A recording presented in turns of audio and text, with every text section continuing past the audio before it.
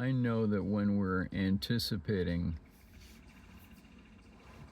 something that we've set ourselves up with, whether it's a goal or a meeting, an appointment, various things. Right now, I'm waiting for an appointment and I'm a little anxious, which I think is ironic because I like to talk about what keeps us from meeting our needs and so on.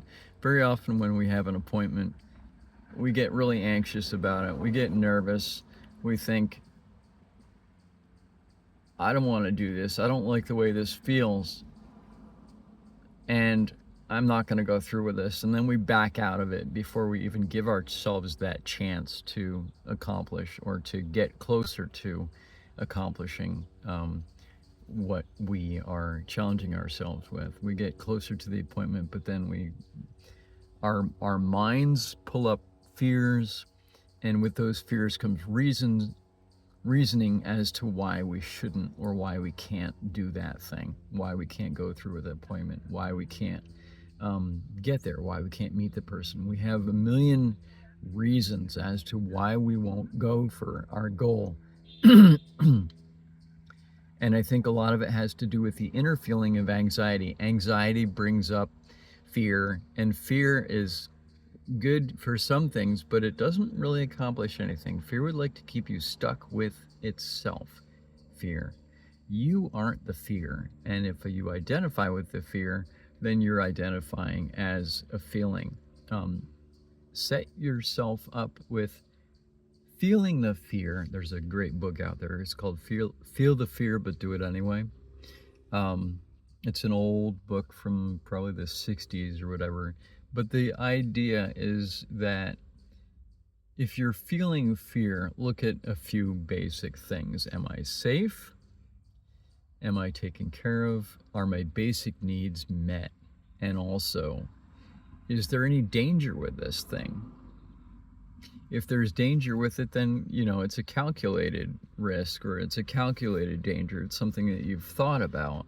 And if it isn't, then maybe you should reason with why it's dangerous and rethink what your goal is. But I think in terms of anxiety and so on, another friend of mine said to me, if you can flip the anxiety into excitement, and they're very similar feelings. Excitement and being thrilled about something is not very different than having the anxiety about it. The anxiety, of course, anxiousness, brings up fear, whereas excitement is it flips it the other direction.